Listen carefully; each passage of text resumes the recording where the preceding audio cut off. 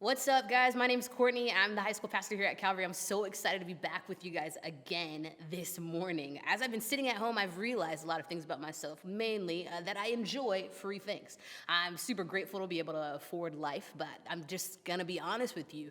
Nothing hits harder than something free that I don't have to pay for, genuinely. Like, I don't know if you've had anything free this week, a meal, but how does it feel to be a winner? Because that's what you are, you won. I learned this very early on when I was attending the greatest college in the nation, maybe in the world, Pepperdine University. I don't know if you've heard of it before, but 10 out of 10, they teach you so many good things there. One of the things is that, hey, you can enjoy incentives. You can enjoy rewards. They literally gave so many incentives out. I remember hearing, hey, if you show up to this lecture on rocks that, probably have nothing to do with your major, we'll give you free in and out. Bet I'm there. What time?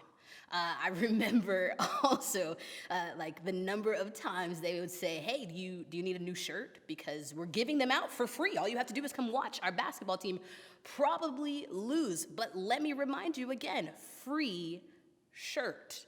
Can't pass that up. I believe that I had a professor convince me to show up to a class on a day that I was not scheduled to go to class just because he would give out extra grade points. I think I even showed up early that day. You can't pass up free. Free is good. Rewards are the best. I graduated, sadly, from the greatest school in the nation about 7 years ago, and I realized that I had to retire this incentives rewards program from my life if I wasn't gonna live there. But don't worry, rest easy. I realized as an adult that there were a bunch of other reward systems just in place for us to enjoy. Basically, if you put your phone number into a couple of systems, they reward you for showing up. I went to CVS last week just to get, a lint roller, because that's what you need in life. And they gave me the longest receipt that I've ever seen in my entire life for one item. I'm not entirely certain what was going on there. And I was a little annoyed, honestly, because it's a receipt longer than I am. But I realized that on that receipt was just filled with coupons. Coupons for free things and discounts. They basically rewarded me for showing up. And I don't think it's just CVS. Like, all of my other favorite places do this. Blue Bowl, True Brew, Nike. They say, hey, come visit us, spend a little bit of money, and we'll give you something in return. It's like they figured out how the human mind and motivation actually works. Humans are so fascinating to me, genuinely. We are often offered an opportunity to do something. The next thing that we will ask is, well, what do I get out of it? What's in it for me? If I choose to do blank, what comes next? This month we are going to be looking at the book of Proverbs, and I realize that time and time again, it continues to instruct us to pursue wisdom. Chapter 2 literally says, hey, wisdom is available to anyone who wants it. And plot twist, you should actually want it. Get after it by any means necessary. The question that you probably are asking is, well, why should I? What do I get out of this if I pursue it?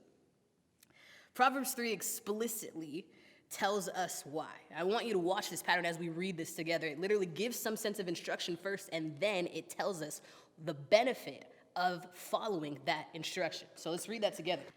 3:1, my son, do not forget my teaching, but keep my commands in your heart. Why? For they will prolong your life many years and bring your peace and prosperity.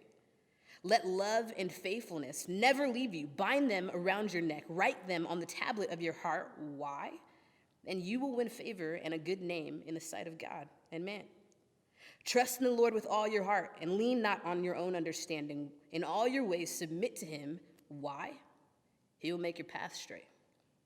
Do not be wise in your own eyes. Fear the Lord and shun evil. Why? This will bring health to your body and nourishment to your bones. Honor the Lord with your wealth, with the first fruits of your crops. Then your barns will be filled to overflowing, and your vats will brim over with new wine. My son, do not despise the Lord's discipline, and do not resent his rebuke. Why? Because the Lord disciplines those he loves. As a father, the son he delights in.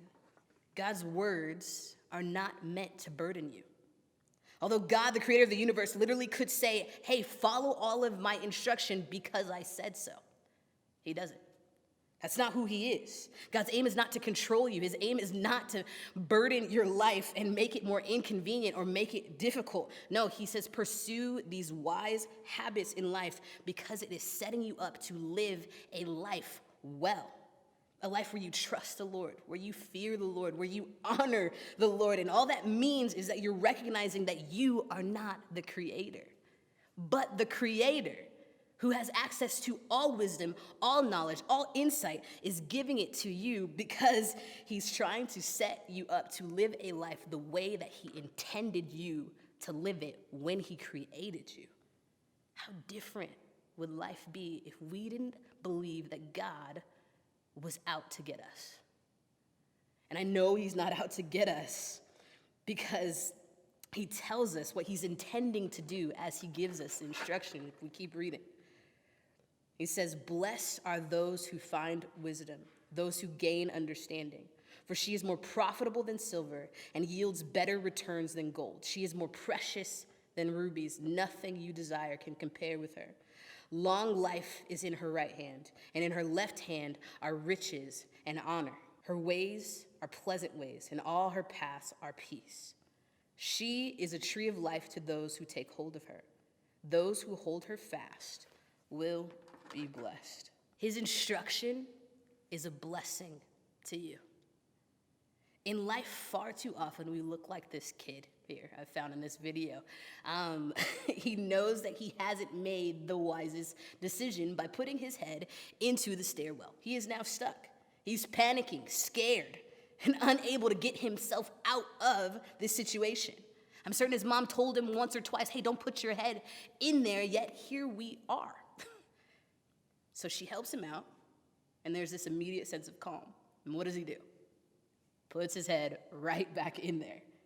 This is what it looks like to ignore instruction. This is what it looks like to ignore wisdom. An instruction that God is giving is literally just saying, hey, there is a different way, a better way.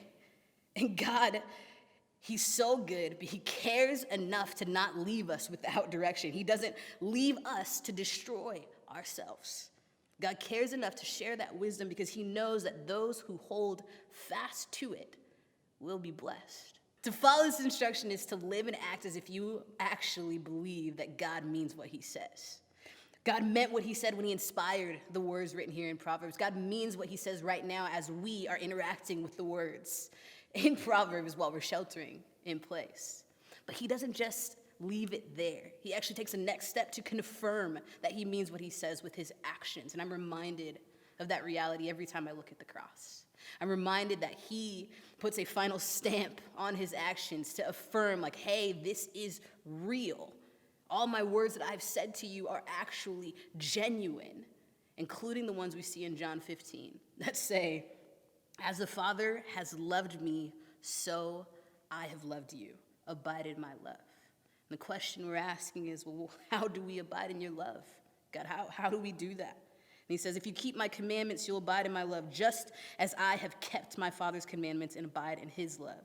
These things I've spoken to you, that my joy may be in you, and that your joy may be full. As people who say that we follow Jesus, we follow a person, his actions, and his words. And so he kept God's commandments. He followed the wisdom and instruction that he received. And we are people who are following that same pattern. So back to that initial question, what do you get out of it? It's this: knowing and experiencing the depths of God's love for you. And that apparently activates an unshakable joy, a joy that also can't be taken away, even in the moments while you're sheltering at home. I pray that that's encouraging you today.